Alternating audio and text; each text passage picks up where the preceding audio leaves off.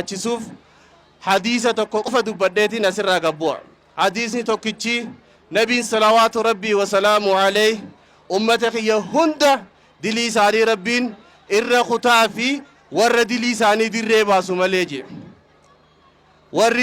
دلي ساني دري باسه نما إسان أركخنا هوندا رجع إسان ربها إر خطور ربي تلين نجوات يجودا خناف حواسني خينيا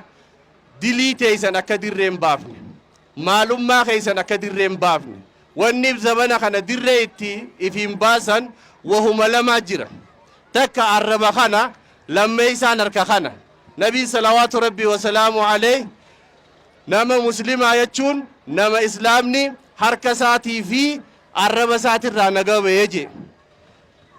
اتفايدما سوشال ميديا خنا خيسو خي خجيرو ifdoo situ yoo gama rabbii tawbaa deebite tawbachuu dandeessa namni ammoo waan isa keessa jiru social media kanarra gabbahee dubbate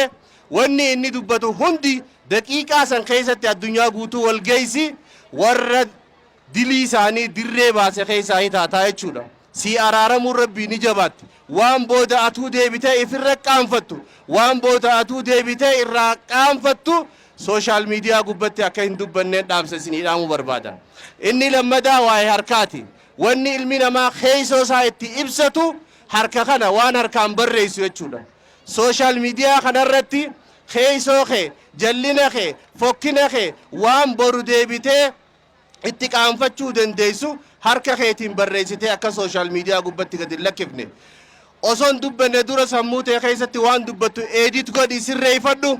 osoon barreessine dura waan barreessuu deemtu sammuu tee keessatti edit godhi sirreeffadhu waan asii gad dabarsite ta'ii fi dhaggeeffattutti hin qaanfanne ta namni dhaggeeffatu sirraan qaanfanne waan akkasii dubbadhu if eeggannoo jabduu akka gootaniin isinii dhaamuu barbaada wabillaahi tawfiiq wassalaamu alaikum warahmatullaahi wabarakaatu